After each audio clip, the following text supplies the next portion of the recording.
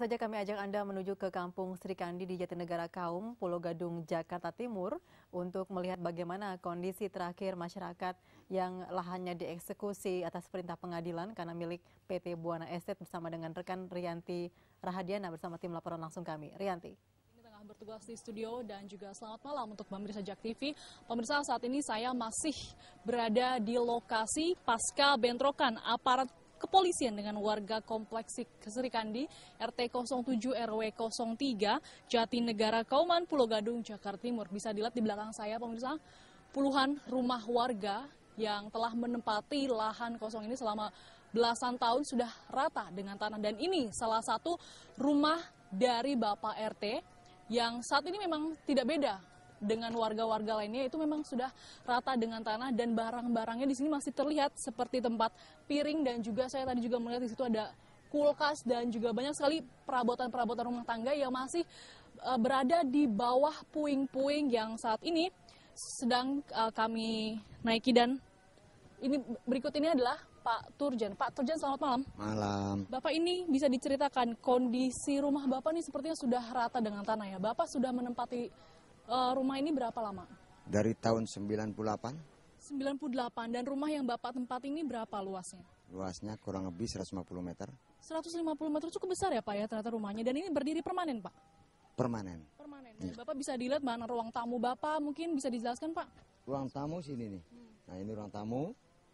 Ke sana ruang tengah. Sana yang ada kulkasnya dapur. Ya oke. Itu ya Pak ya. Ada banyak sekali ternyata ruangan, dan Bapak ternyata belum sempat mengeluarkan harta benda Bapak, karena saya juga melihat banyak sekali harta-harta benda Bapak yang tertimbun ya Pak ya? Belum sempat mengeluarkan. Karena saya melihat jadwal di surat pemberitahuan adalah jam 9. Ternyata lebih awal, kalau nggak salah setengah tujuh sudah mulai pergerakan. Jadi kita tidak sama sekali tidak tahu gitu ya. Oke. Memangnya jika ada selang waktu beberapa jam persiapan, Bapak sudah siap untuk mengungsi ke tempat lain, Pak? Ya, artinya kita akan siap mengeluarkan barang-barang gitu. Iya, gitu. Apakah barang-barang berharga seperti mungkin harta benda Bapak yang berharga sudah disimpan lagi, Pak? Sudah. Seperti apa barang-barang berharga Bapak yang dimiliki Bapak sekarang? Ini adalah ijazah anak saya. Sama surat nikah itu yang paling berharga ya. Mungkin kalau bangsa begitu ya. Ya, pemirsa, memang di sini terlihat sangat gelap sekali situasi karena listrik di sini sudah dicabut ya Pak ya? Ya, sudah dicabut, sudah. Pasca bentrokan tersebut, dari siang tersebut semua listrik sudah dicabut. Betul. Dan juga bagaimana tempat tinggal warga lainnya sekarang? Mengingat tidak ada posko-posko. Berantakan, ada yang di seberang kali di Kelurahan Jati, ada yang di pinggir-pinggir sana kelihatan tuh, ya. Ada di jalan-jalan sana, jadi cukup prihatin saya sebagai ketua RT, tapi ya mudah-mudahan pemerintah bisa terjun dengan ini gitu. Mudah-mudahan. Tindakan apa yang akan Bapak lakukan untuk mengambil hati pemerintah seperti Pak Jokowi yang mengelak bahwa ini adalah tanggung jawabnya? Saya belum bisa berpikir seperti itu karena buktinya sudah kita tahu katanya Jokowi anti gusuran, Jokowi wong cilik. Ternyata tidak, malah sekarang lebih ditindas rakyat kecil. Gitu. Oke. Bapak, di sini ada berapa warga yang merasa dirugikan Pak atas jumlah kepala keluarga di sini berapa banyak Pak? Ya kurang lebih 100 sampai 120 lah. Ya. Berapa nilai uang yang warga inginkan untuk penggantian? Waduh, saya nggak bisa cerita masalah itu karena kalau sudah seperti ini sudah tidak bisa lagi cerita itu. Iya, sudah. Ya kami akan mengajukan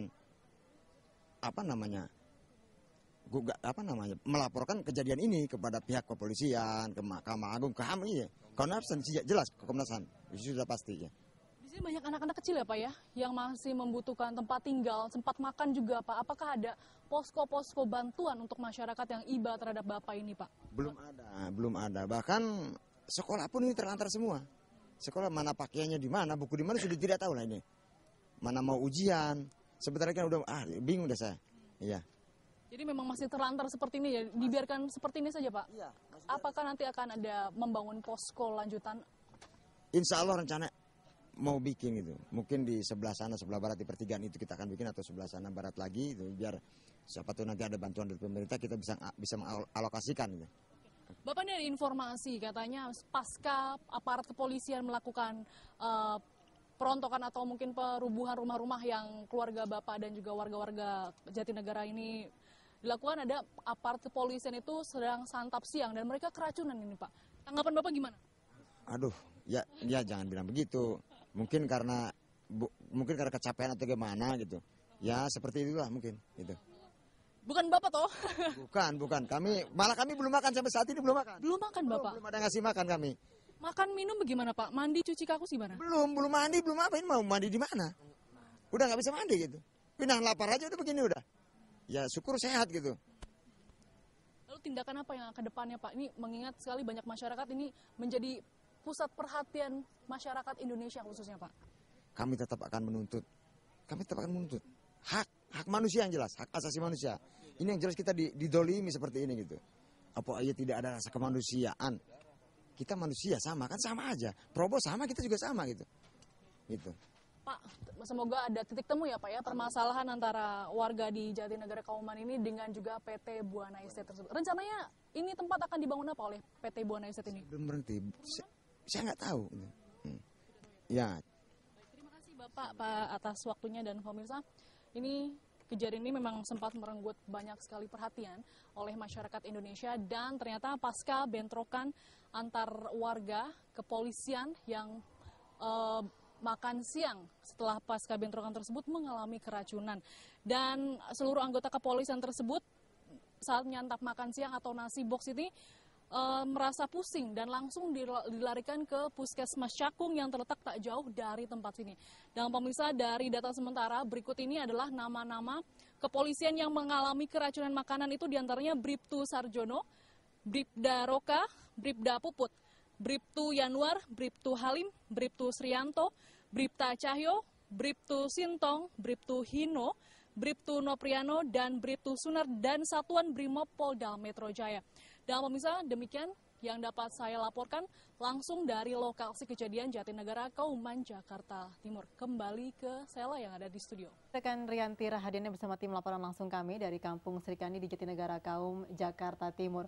Kami masih akan kembali untuk berbincang mengenai menata Jakarta di atas tanah sengketa dan ilegal. Saya ke Pak Rudin dulu untuk menanggapi eksekusi hari ini, Pak. Kalau memang ini eksekusi adalah perintah pengadilan, maka memang itu harus dilaksanakan. Karena putusan pengadilan itu adalah demi keadilan berdasarkan ketuhanan Yang Maha Esa. Okay. Dan juga keterlibatan Satpol PP di sini sifatnya adalah aparat bantuan. Aparat pokoknya adalah dari Polri dan dari mungkin instansi militer. Jadi keterlibatan Satpol PP di sini adalah demi undang-undang. Jadi kalaupun ada efek di lapangan itu adalah insidental sifatnya. Begitu. Ya, masyarakat mengeluhkan mengenai eksekusi hari ini yang berlangsung tampaknya cukup ricuh karena harus menggunakan gas air mata sampai sejauh itu. Jadi ini juga yang dipermasalahkan oleh warga di Kampung Srikandi. Ya, kalau masalah penggunaan gas air mata, memang itu adalah protap dari kepolisian ya. Tetapi memang di sini mungkin warga juga saya dengar sudah mendapat surat peringatan dari teguran unmanning dari Pengadilan Negeri Jakarta Timur. Namun mungkin tidak diindahkan atau merasa adanya hak mereka di situ. Nah, kalau bagi saya, kalau kita bicara hukumnya memang itu benar. Tetapi ada sisi lain gitu. Karena hukum itu harus memenuhi 3 kriteria, yaitu pertama yuridis, kedua sosiologis, dan ketiga filosofis, rasa keadilan. Kalau secara yuridis saya katakan tindakan itu benar. Secara sosiologis harus kita ingat mereka sudah mendiami daerah situ cukup lama. Belasan tahun dan tanda kutip seolah-olah dibiarkan oleh pemerintah daerah. Nah, terus yang ketiga secara filosofis atau rasa keadilan. Nah, rasa keadilan ini prinsipnya begini, jangankan ngusir orang, ngusir manusia, ngusir kuntilanak aja pakai sajen. Nah, jadi di sini yang harus kita juga pertimbangkan gitu loh. Karena mereka di situ juga tidak 100% salah mereka. Mereka di situ mengeluarkan uang, bahkan dibentuk RT, dibentuk RW. Bahkan ada juga katanya yang dipungut PBB-nya dan sebagainya. Listrik boleh masuk, ya. Tapi kalau dari awal tegas, ya, pemerintah tidak membentuk RT di situ. Seperti di Tanah Merah kan tidak dibentuk. Akhirnya warga merasa bahwa mereka menempati suatu daerah yang ilegal gitu. Menumpang begitu ya. Itu. Jadi di sini sebenarnya ke depan pemerintah ini harus mengadakan satu reformasi kebijakan. Jadi saya lebih cenderung yang direformasi bukan dulu camat lurahnya, tetapi sistem dari aparatur ini bagaimana mereka melaksanakan kebijakan di lapangan. Sehingga tidak menimbulkan kerugian pada masyarakat. Masyarakat ini kan buta hukum. Artinya ketika mereka juga mendapatkan semacam legalisasi begitu mereka tinggal, itu jangan-jangan terlibat juga yang di bawah perangkat pemerintah di bawah begitu Pak? Karena pembiaran ini sudah belasan tahun dan ini diketahui tentunya tadi jika memang mereka memiliki RT, RW, sebagainya. Nah, ini yang saya katakan, kalau pandangan dari pemerintah itu adalah bahwa yang kami lakukan ini bukan pengakuan hukum atas kepemilikan tanah.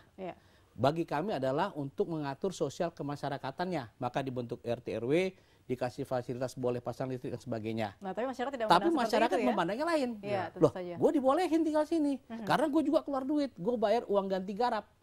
Nah, ini yang mesti disatukan. Nah, siapa yang harus berperan? Bukan masyarakat. Karena pemerintah ini pengayom. Dia harus terangkan. Anda tidak bisa kami bentuk di sini RT RW.